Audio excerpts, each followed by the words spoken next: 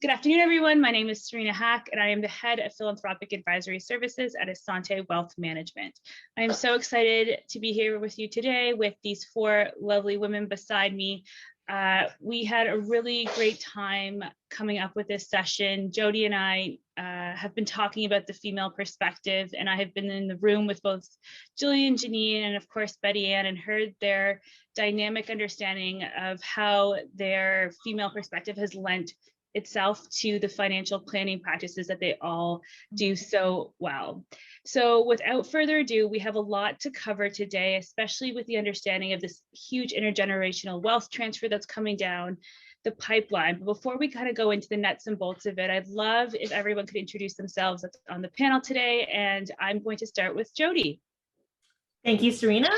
Pleasure to be here. I am Joady Guyot. I am Vice President of Advisor Engagement at Assante, and I've been here for 25 years and really started to get involved in just the giving conversation about 5 years ago, and just excited to be part of this today. Thanks, Joady. And Gillian, over to you. Excellent. My name is Gillian Stovel Rivers. I am a senior wealth advisor with Assante Financial Management. I'm going into my 18th year in the business. I've been the owner of the business since 2007, and I'm actually a second generation in the business as well. I think that comes up later. I bought the business from my father, and last year I equalized to 2 partners. So now we run as a team, Surround Wealth Advisors, and I'm thrilled to be here. Thank you, Serena. Thanks, Gillian. And Janine, over to you. Hi, I'm Janine Purvis, and I've been in the business for about 23, 24 years. I don't track it anymore, but I've been with Assante for 22. It's been a great journey because one of the things that I've loved is actually really getting to know my clients and being able to build the business that I want. And I felt I was able to. And that includes philanthropy and all the other steps along the way. So that journey has been really special, and we hope to share it today. Great, thank you so much, Janine. And last but certainly not least, Betty Ann. Hi, everyone. I'm Betty Ann Howard, and I am delighted to be here and to be a part of this panel. I am a financial advisor with a social conscience, and I'll explain what that means in a second. And I am also a donor motivation program plan giving consultant.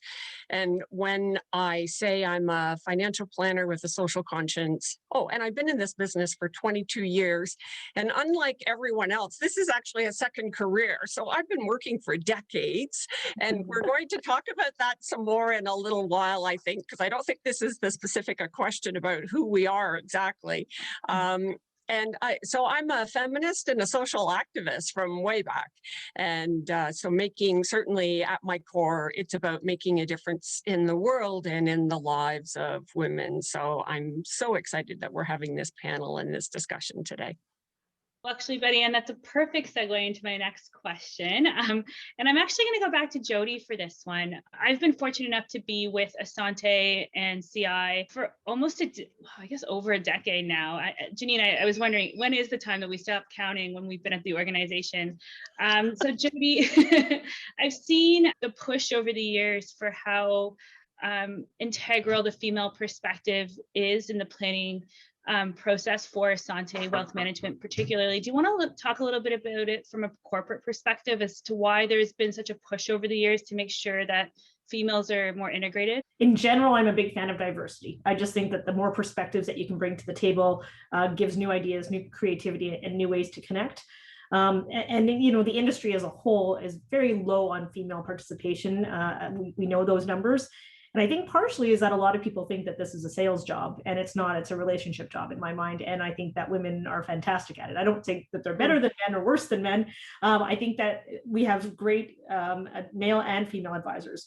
But why I would love to see more of them is that we know that there's going to be a lot of women inheriting wealth, and many women are more comfortable working with other women. So I want to make sure that we have a home for all of those clients and someone for them to work with and connect with, because advisors can only manage so many relationships, so we need more women to be able to help take care of those people.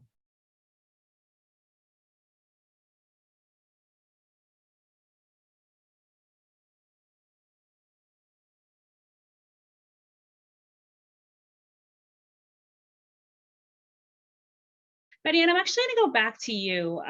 I asked everyone to introduce themselves, but one of the bigger things that I think is crucial is why do we all do this? And Joady touched on it a little bit as to why differing perspectives are so crucial. But you have had not only differing perspectives, but different careers over the years. I'd love for you to maybe take us on a quick journey and how it's led you to your why and kind of where you. Thanks, Serena. And I also want to respond to Jody's comment, which is, it's not the easiest thing to do to change dealers. And I have been looking for a home, a dealership home that embraces diversity and inclusion. And I know that lots of dealerships are inclusive, and at the same time, it's important I love hearing that corporately, that's the vision for Assante.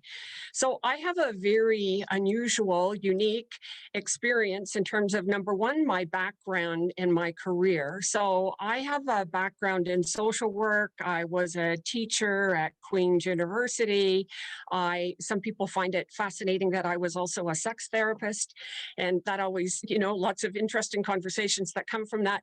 It all boils down to, as I think, Janine, you were the one who said earlier about, it's all about relationships.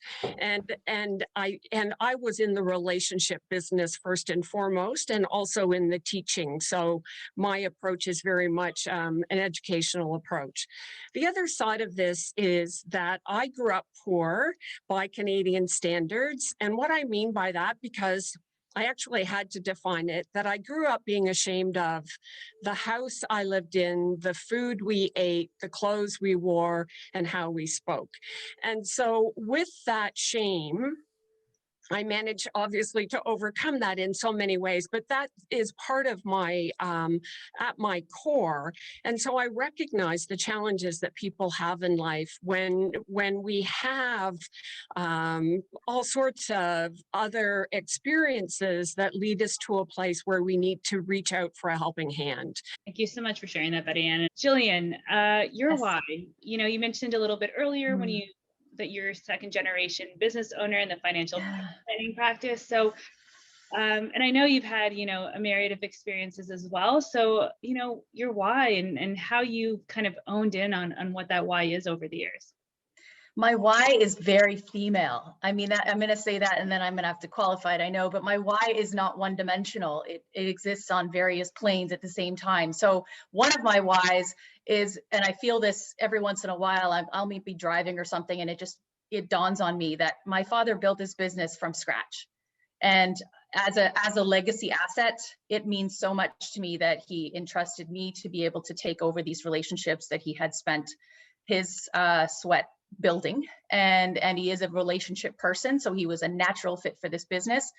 And I had an aptitude for numbers and for people. One thing you could count on, and the other thing was always changing. And I came to him with that description of why it is I wanted to work with him back in, I guess it was the early 2000s, when I gave him a big speech about why it is that he should consider bringing me into the business and we should try this out. And it was one of the best things that we ever did together. So that's one of my whys. Another one of my whys is I truly believe in continuous improvement and financial capacity and financial ability, the ability to feel secure and then to share that security. It's a constant, everyday, habit-based skill and gift. And some people have the gift and some people develop the skill, and some people fortunately have both. So in my regular personal life, my athlete life, I'm a huge proponent of practicing something every day to get better at it. And I think what we do for clients is very much the same thing, because becoming wealthy and feeling wealthy, and it's really about feeling wealthy, because people can have money and they can still feel poor. They can still feel not wealthy. But becoming wealthy is a series of daily habits. So that's another reason of why I really love being in this business and why I feel connected to it is I love seeing when people start to feel that pattern and they feel the habit and they feel the benefit and the payback of that loop. And then the third reason is I want to provide for my kids. And this is a great demonstratively positive role for me to play in a world where I'm helping people. I'm getting to share stories and educate and storytell about what it is to feel secure and empowered and like I'm building something all the time, and I'm doing it in a language that they can understand and that they're learning too. So those are my multi-dimensional whys. Wow. I feel like I'm just keep making notes here, and I don't know if I'll get to any of my actual questions, but because there's so much that I want to pick out here. And Janine, over to you. I'm really curious to hear yours. My why is just I've always been passionate about working with people in every single job I've had prior to this. I just wanted to help do whatever it took to get them to the next stage, whatever that was. And I kind of had a bit of a roundabout route to get here, but it's funny, from day one, going back to high school, I knew I wanted to do something like this. But you know, when you're a kid, you don't really know what jobs exist. You just know certain things that you think about. And so I kind of did come in a roundabout route, but it really was sort of seeing how I could make a difference, how I could use my number sense, my ability to work with people, my love of getting involved and being really engaged with them. And so that's where sort of what sets me apart. Not that this should be a pitch, but it's just I feel like I really get more involved with my clients than the average person in our industry. I talk to them about the baby steps, because just like you said, Gillian, those little steps are what make a difference. You know, you read all 100%. those books from Good to Great, whatever, and all it is what does it make to make you great? It just makes you have to be 1% better. You have to be Totally. 20% better. And so it's just those baby steps of like, well, let's increase what you're saving. And I know these sound so simple, but those baby steps are what make the difference. And over time, they feel empowered and engaged. Yes. But beyond that, the next step, and maybe this is for a further question, is really what can I do? I mean, retirement and all these objectives we set when we want to have a financial advisor isn't about how much money we save.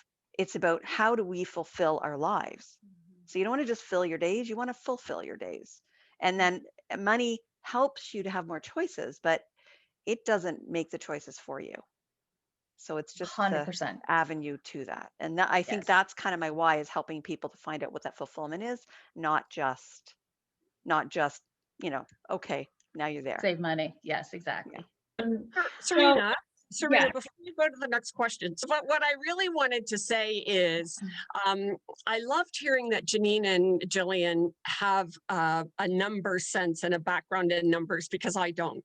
And so I just want to say that it's that not everybody, you know, when I talk to other women, young women, about coming into this business, and I say to them, they say, well, I don't have a background in math. And I go, neither do I. That's what calculators are for. And one of the really great things that I've come to understand a lot about the Assante network is just the support that's out there. And I know that there's other things that we want to get to, but Joady, this is a great topic just to maybe touch on quickly on the support that's offered at the corporate level for people who may not necessarily love finance the way that Gillian does, but, you know, really love the idea of, you know, helping in the financial planning process. There's a lot of parts to that question, and I know we have a lot of content we want to get to, but I mean, I think in general, a big part of my job is just, you know, it is about engagement. So it's about having educational opportunities. It's about getting the peer connecting. It's getting people sharing best practices. We actually have a women's networking group specifically to talk about where their role might be a little bit different, what their challenges might be that are a little bit different, the idea of having that work-life balance and taking care of children. And actually that group's coming together to start their own donor advised funds. So we have a lot of networks and communities within our organization that I think are a big part of it. Plus there's just resources all over the place. We really want Assante to be a holistic planning shop, not a investment company. That's my why, right? The people on this panel, the advisors I work with every day, phenomenal. And I love it. And I love being a connector. And so I'm a big fan of the Assante model. Thanks so much, Joady. I know that necessarily wasn't one of the prescribed questions, but I thought it was a great opportunity to talk about the network. Definitely. That's kind of pushing this whole ship. So, you know, we talked a little bit about it in your why, in the idea that wealth is not just a dollar. Wealth is an opportunity to achieve whatever impact that may be. How have you been able to understand what wealth means to the individual client that you're dealing with? I think this is really important before we go into, you know, how they can give. Understanding what their wealth priorities are and how they relate to it is a great stepping stone. So Janine, I'm going to start with you, and then maybe we'll move to Gillian and Betty Ann. the only one that wasn't nodding their head. I think maybe that makes it easier. I can get the first few points out. But really, I think the idea of financial planning, which we talked about holistic planning, is trying to find the client's why. You don't want to just stop working the day you turn 65 or whatever that timeline is. And okay, now what? They have to answer that what, but believe it or not, a lot of our job is helping them define that and what their wealth and wealth can be in more ways than money, what that how they Amen. identify with that and what that can be. What does it mean to them? What do they picture a full day? So, you go through these soft questions, but the reality is our job is to make them start to think about what they can do and what they can accomplish. And how do we get them there? And there's more to that about the philanthropic journey, but that is one of the big pieces, because once you don't have work, what is going to give your life some meaning? And I Mhm. really want them to be happy, even if they don't even know that they need it. Okay, maybe that's pushing. Maybe I'm more than the advisor, but you get the gist. Yes. Goes back to the whole thing about how you get so involved in the planning process. So you understand perfect. Little.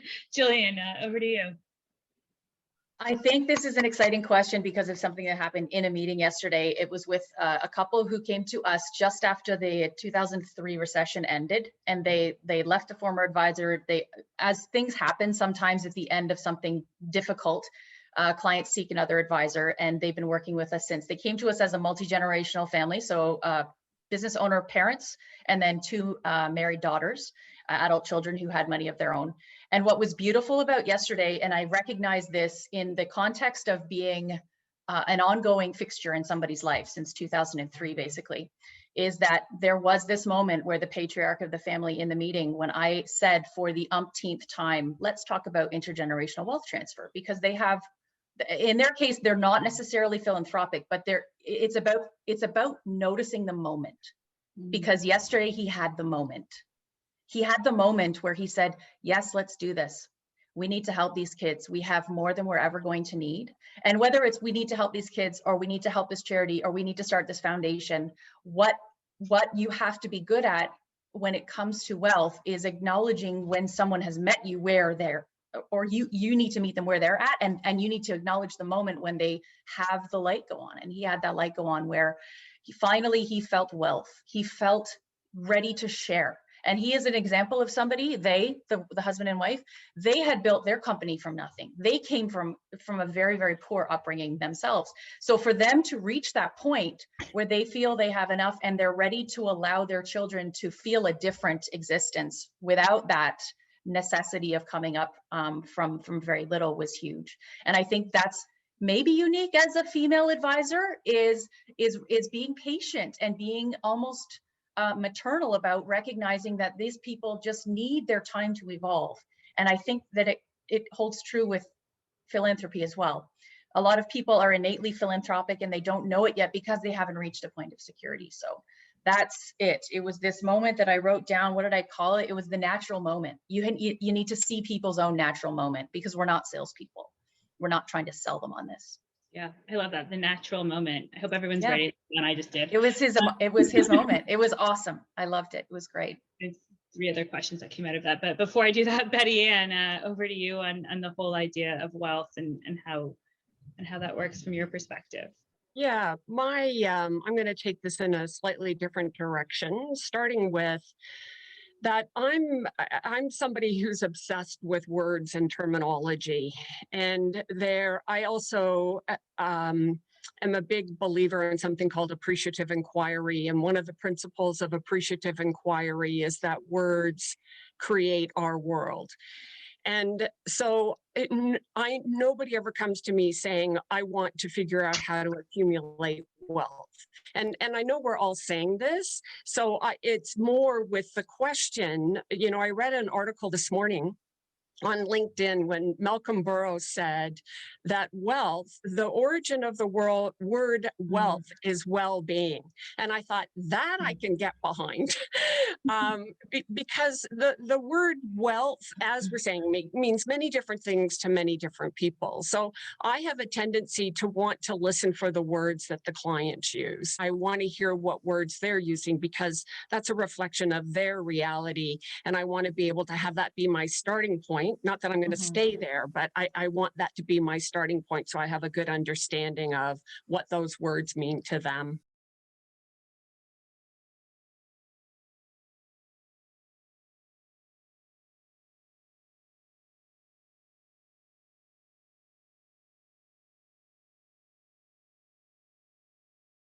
Yeah, and Betty, and I can't help but think, this is obviously the CAGP National Conference, so we have a lot of charitable planners that are on this call, and you're talking about listening, you're talking about understanding what their connection is to their well-being or wealth. There's a very similar conversations or perspectives that a plan giving officer needs to have as well, right? We're talking about things that may be a little bit different in some of the areas, but that key listening element is there. I wrote down, that natural moment or noticing the moment, Gillian. We talk a lot in the Canadian Association of Gift Planners about the donor cycle. And when we were preparing for this call, Gillian, you said something really interesting. You said there is a tipping point in conversations, which I think you're talking about that noticing the moment. I feel like you're interconnected. Gives me chills. Yeah. Right. Yeah. And so a lot of, Joady and I have talked about this in the push for more philanthropy, philanthropic conversations with advisors across the country and Canada with Assante, the kind of compounding conversation that needs to happen about philanthropy. It's not just one day, right? And I know that Janine was also, really advocating for this, is that maybe the donor cycle is something that a lot of charitable professionals really abide by, but the donor cycle is also really closely connected to the philanthropic cycle that, a financial plan has to model as well. So Gillian, do you want expanding on the whole idea of noticing the moment with the abundance mindset and that kind of goes? And then from anyone else that's on the panel today, feel free to jump in with any tidbits of information that you've acquired. Sure, I'll start it off, and I'll refer just kind of in general to a few different foundations that we take care of. And I think it really is, you use the word compounding conversations. It is a series of compounding conversations, especially in the case of a business owner or somebody who has a large amount of funds from the sale of a business. Those compounding conversations, if they're taking place around the same time as conversations about the sale of the business and about what it is they want to do next and about what it is they want to change and do in the world. It's kind of all of those multiple viewpoints that end up causing the natural moment, that cause the tipping point, because that person will need to feel financial security in order to take the next step towards philanthropy. And that person also needs to feel inspired about where it is that they're going to go with that philanthropy. And if you're stewarding the conversation about the mechanics of there being enough and the inspiration that they need to feel about something that you've helped them uncover that they care about, and that they're going to have the time and perhaps the desire to even share this feeling by teaching it to the people that they raised, their children and their grandchildren. Those are the tipping point moments that we've seen in the last few years with people who either had a foundation and started to really accelerate its use by engaging other members of the family, or created the foundation and we helped them do that because they saw those multiple viewpoints of, I have enough, I want to be inspired, I want to make a difference, and I want to bring my family with me. And you can't do that in 3 meetings, right? That's like 10 years. That sometimes it's 10 years because it's all up to the triggering event, the monetizing event, and the mindset needs to be built over the period of time leading up to that monetizing event. That's our experience with foundations and families. Point about the tipping point, especially because Serena, you mentioned earlier about the tipping point for advisors. And there's a couple of comments that I wanted to make. One is, I remember doing a presentation with Michael Caldwell for the Ottawa chapter of CAGP, and we talked about how our process, and this kind of fits with the cycle, that our our process as financial advisors, we went from thinking about it to then like making a difference. And we had our own process. And similarly, I think that with our clients, they go through a process where they haven't thought about it, they get thinking about it, and so on. Paul Nazareth said something, because I've asked him, because I keep asking this question as well, what's it going to take? After I listened to the Frank talk at the CAGP conference, Brad Hoffman saying, what's it going to take for financial advisors to incorporate philanthropy into their practice? And I thought I was doing that. And that's another conversation. So Paul Nazareth said something key to me when I asked him this question. And he said that we as financial advisors need to be able to tell our own stories. And that got me thinking about that as financial advisors, we have to have our own personal philanthropic plan, legacy plan, and our own business legacy plan. And Gillian, you mentioned that in terms of your family. So, and then we do have our own stories to tell. It's to be able to share. And that just keeps evolving for me, both personally and in my business, the more I'm working in this area, if you will. So I think that will be key as a tipping point. As financial advisors take this seriously, have their own personal legacy plan, their own business legacy plan, and then can share those stories with people, because people look up to us. They look to us for guidance and direction and all of that. And you know, if we don't have our own philanthropic plans and legacy plans, then what are we doing? Right? Totally. Yeah. And by us incorporating it into and verbalizing it about what it is that we're using and developing in our own lives, whether it's with our business partners or with our children or with our parents or however, we normalize the conversation so that people go, oh, well, I need one of those. I haven't actually talked to anybody about that, right? Yeah. I mean, it's important. If we don't do it, it's just not going to be part of the conversation. I want to bring it back a notch to getting to the tipping point, though. And the thing I think we've touched on but haven't built in a big way is that money is there's a lot of weight that comes with money, right? So however, if you've built it and you had nothing, then sometimes there's a fear of what if it's gone. So there's emotional responsiveness. And I guess I've read so much about that. I love that subject, but the reality is how we have to understand how the client relates. And the charities have to understand how the donor relates. They want to give, but you know, doing $30 or $40 a month is a big difference in decision and psychologically what they can do versus now starting to do, you know, 30,000 a year, even if they can. They have to have the freedom, and there's weight and responsibility with money, however you define it. If you inherited it, now you feel obligated to meet the needs or the you know, what the wishes were of the people who passed that along to you. If you built it, are you scared it's going to be gone?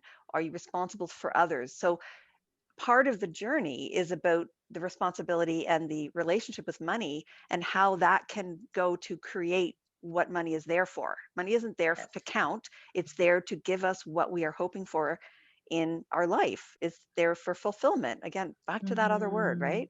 But that journey is a whole piece, and there's emotional side, not just, you know, talking about philanthropy. So that's why it takes years. It takes years of trust and learning and growing. And if they're static in their life and they're not happy, I think it's on us to be asking them questions about how they can move forward to find some more fulfillment, because some people do get stuck.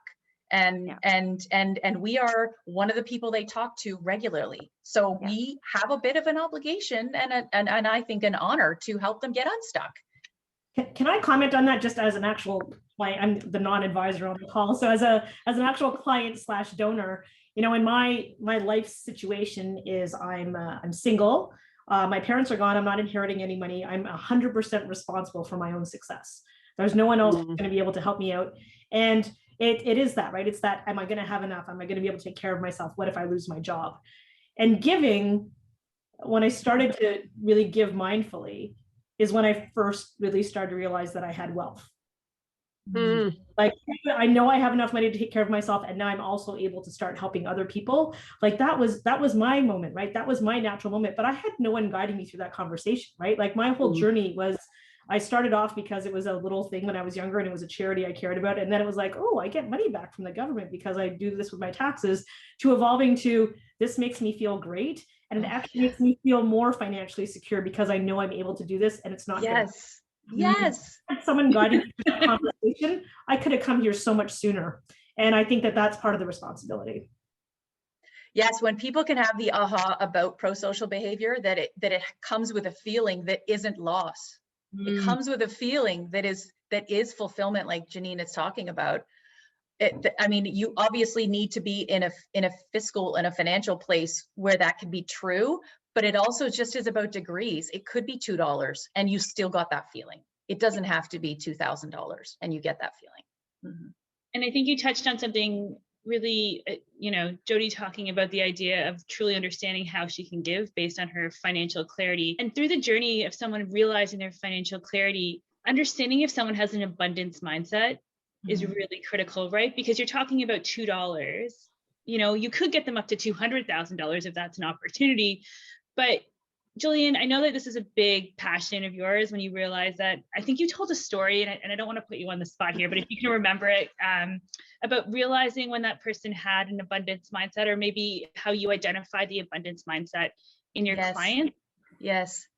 I think it's been one of the greatest gifts that this career has given me, is getting to see what that thing actually is and label it. And now I'm in the process of learning how to recognize it quickly in other people. But it really is that feeling. When I talked earlier about developing the skills as a philanthropist or the gift as a philanthropist, some people are just born with it. And I think what I first recognized were the people who were really just born with it. And in two cases in particular, I would say of our client base, these people, they don't come from a lot. They built what they had from the ground up, but they reached a place of financial security and freedom. And on the way there, they were doing what Joady was talking about. They were already feeling the pull of, I want to give it away. And what does that do in the abundance mindset? As soon as you give it away, nature abhors a vacuum. And so it all fills back in. And the more they did it, the more it satisfied their desire to do it more. And the more universe, if you want to call it that, because that's what I call it, the more universe rewarded them with incredible relationships that resulted in strong business success. So that's what I refer to as the abundance mindset. And I'm so honored to take care of several families that are like that. It's something that I try with my children and family to practice as well, because it is what Joady was talking about. It's saying, I have enough. I have enough. I want to help the people who don't have enough, and I want to give it away. And then it's this incredible cycle of fulfillment. And that fulfillment you can't buy any other way, because it is a behavior. And it is, I'm sure there's an oxytocin response somewhere in there. Like there's some kind of chemical response, dopamine, whatever it is, that people experience. And it's long lasting. Yeah, it is. Yeah, it's not a quick hit. You're right. It's much more long lasting. And just if I can make a personal interjection here, I find that birds of a feather seem to flock together, like most things. And, the people who have that abundance mindset, who give with abundance, tend to have friends that have that similar mentality. And then you're just surrounding yourself in it in a way that is all encompassing. But I have a question for Joady, but before we get off this, Betty Ann, Janine, any other comments on the abundance mindset as it relates to your clients? Yeah, I'd like to comment that I appreciate how you're defining abundance. I would call it a generosity mindset, because I think about a client who, she makes over $500,000 a year. She's in her 50s, and she doesn't have an abundance mindset, but she's very charitable and she's very generous. And it's more having to do with her own personal situation and how she grew up. And she's, terrified that she's going to eat cat food as an old woman and live in a box under a bridge. And I keep asking her, what do you need? But she's terrified that the rug's going to be pulled out from under her. And so she's very generous. And I would say for her, what stands out for me is that she doesn't have an abundance mindset, but she's very generous. She does a lot of charitable giving all the time, and I support her all the time with that. So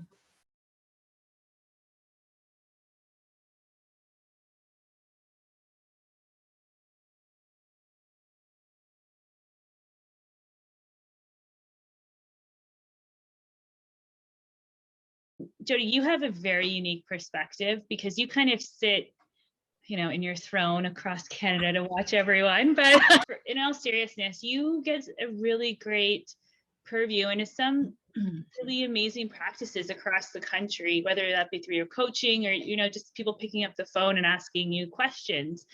Have you seen, you must see, when people really incorporate the abundance mindset, not only into their giving when you're talking about clients, but when an advisor understands the importance of philanthropy and that abundance mindset, how it opens up the doors for the progress for their own company or their own organization. Can you think of any great examples that have really you've seen flourish over the years? It's really hard to put my finger on that. There's so many different factors and facets to it. But what I would say is that a lot of what Gillian kind of spoke to in her experience is the fact that when you start focusing on giving and philanthropy, you start to connect to the people with the giving mindset, and they just seem to have a better enjoyment of their job when you're working with people who have that generosity, that have that abundance mindset, versus the people who are very transactional. And it's much more of a strong, healthy relationship that they build. So when you start to work with those people, you attract more of those people, and that becomes your journey. And that's where I see it. It's really more about their satisfaction with their job than anything else. Yeah. And sorry, go ahead. I was going to say, I would totally back that up, because sometimes you've been working with clients for years and you just always feel like you're just trying to move forward, and you're just like, we're not connecting lately. I don't know what it is. And often it's come down to the fact that they're considering this a transactional business, and they're not willing to take that next step in terms of sharing what's deep inside. And so I can't help them the way I want to be able to help them. Right? It's not just numbers, and to them sometimes it's just numbers. So part of why it's really important to have a good advisor who works with you. And I'm not suggesting that advisors who are not involved in philanthropic strategies are not happy. I'm just saying that it tends to be a common thread that the happiest ones tend to be engaging with those types of clients. Betty, and you mentioned the idea of being vulnerable enough as an advisor to share your own philanthropic journey or your own legacy journey or your own financial planning journey. We're talking about, the double transfer of wealth that's happening, right? And we're talking about the largest shift of power that women have ever really seen. And all of you have had, over a couple of decades of experience in the sector. If I could ask you, a vulnerable kind of deep question, what do you think needs to change for us to see the next iteration of impact, whether that be philanthropic, whether that be financial clarity? I'll really leave it open, but where do you hope to see us move, and how do you hope to see us move? Good question. Who's going first? I think we need to, actually, you might not like my answer. Our challenge in what we do, because much of it is transactional, we're the regulators, it's always based on transactional. And I know they keep saying they're trying to change how they measure, but the reality is our challenge is that's what we're dealing with. And that's not necessarily giving the client the best service or responsibility. And it's also taking so much time away from us to do what we should be doing for the client. So that's not a good answer for this conference, but that's one of the true answers that financial advisors are dealing with. I can answer, but it's not going to be a financial answer. It's just really going to be, even within my women's networking group that we have at the company, on occasion, when they first started, many of us were uncomfortable around that table. It's, why are we special? Why do we need a special group? Are we special needs? A lot of people had a hard time coming to terms with the fact that really, this is just about getting a group of people together that have some common experiences and sharing strength and empowering each other. And it wasn't to take away from the men at all. It was just that it was a smaller subset. And I would go to conferences and none of the women wouldn't know each other. And I just thought that was so strange. And so we have our own stigmas in our brain about should we be treated specially or different because we're women. And I don't think that we need to be treated, but I think that we have to stop being afraid of stepping up then, because I think it really is just about giving each other confidence. And that to me is we need more of that. We need more of being comfortable with ourselves. We need more people knowing that they're allowed to be at the table, that there's no reason that they can't be. And sometimes you've got to have mentors, you've got to have working groups, you've got to have that to help you understand that you can do anything. And that to me is a independent mind shift that we all are responsible for. You can't just get a company to change, the people have to apply for those jobs. And so we're all responsible. There's a couple of comments I wanted to make about that. It's a great question. And that is, I think that we do need to be creating new models for philanthropy and for legacy planning. And part of that is that we need to be able to use our imagination. So that's number one. I'm big on imagine your legacy. So let's think outside the box. Let's see what's possible. Let's have input like from everybody. And you know, rather than being in silos where, you know, we're financial services, there's a charity, there are many other organizations who have done amazing things when it comes to creating new models. Because I do think that we do need to create some new models for philanthropy and donor attraction. And, you know, one model I'm working with is a cognitive behavioral model called motivational counseling. And so I think we need to open up the possibilities. And I'm going to be brutal here when it comes to financial services, which is we tend to get kind of stuck, right? And as I can't remember who said it, but it's the whole regulatory environment. Like it is so transactional. And I think that, you know, having conversations like we're having now, and, you know, Joady, you mentioned like bringing in more voices and not just giving people a chance to speak, but also truly listening. Like who are we listening to and what are we coming up with in terms of being able to start creating some new models for philanthropy. And that's a vision that I have for the future. And I don't know if anybody's read Simon Sinek's book, Infinite Game, even though I don't like the title of his book. What I really liked that he said was, because it's not a game, for me anyway, it's that we have to all be thinking in terms of building a world we can be proud of. And how can we all come together to do that?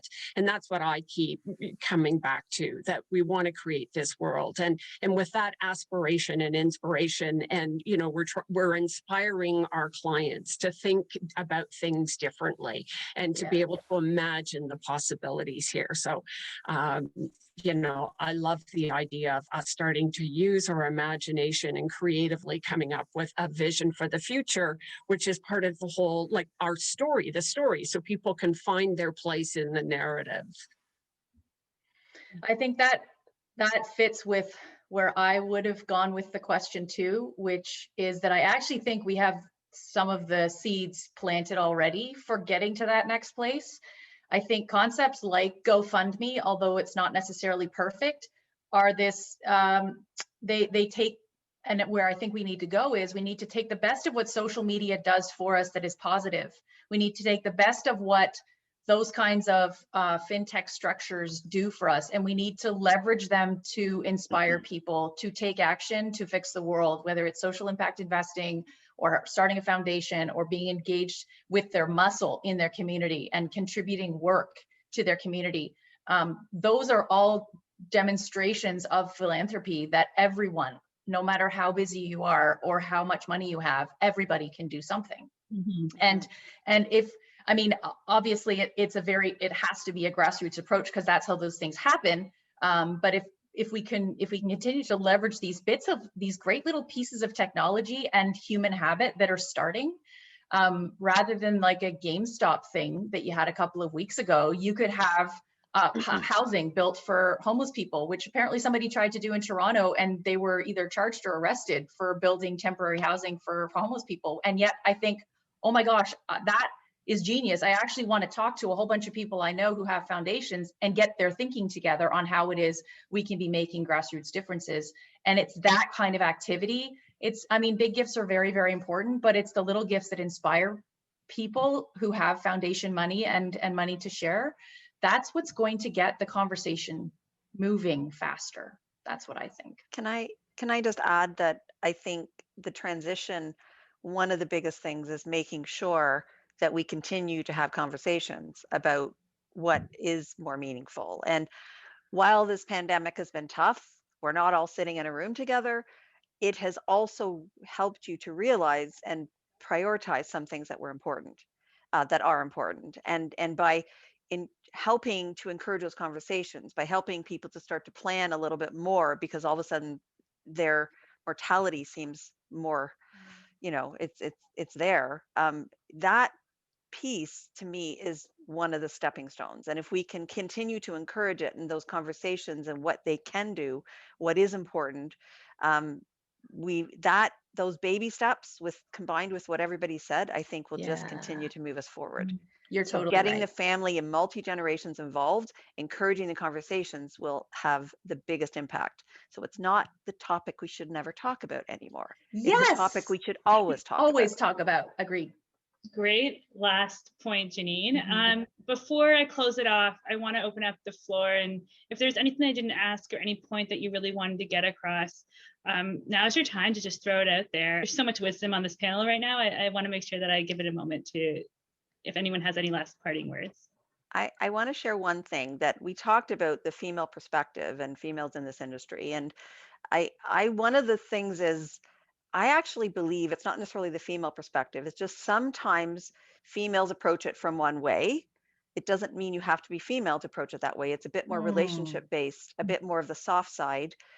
And so anybody can do it. It's not about man or woman. It's more just about what is generally accepted. So I think by recognizing it's more about the meaning of the acts and the fulfillment side, not about whether it's a guy or a girl. Yeah, totally That agree. to me is so important. And it's just the perception sometimes is there, but that's not necessarily the absolute case.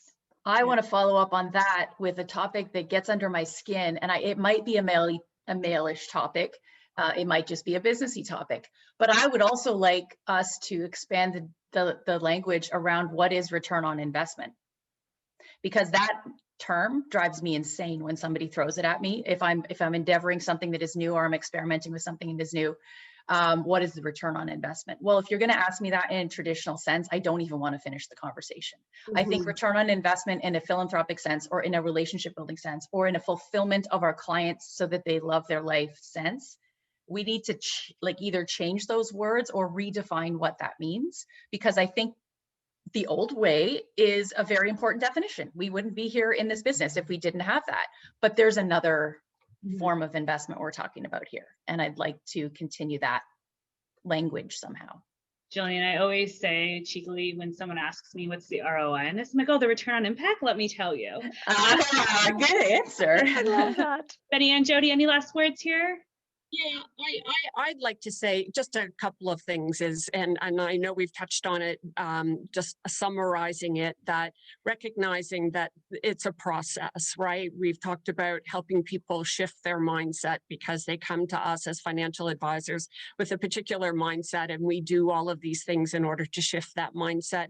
And what's key to shifting the mindset are the questions that we ask and how we ask them. And I think that those questions and what we're saying is that that's a reflection of our mindset. And we have a curiosity, exploratory, very positive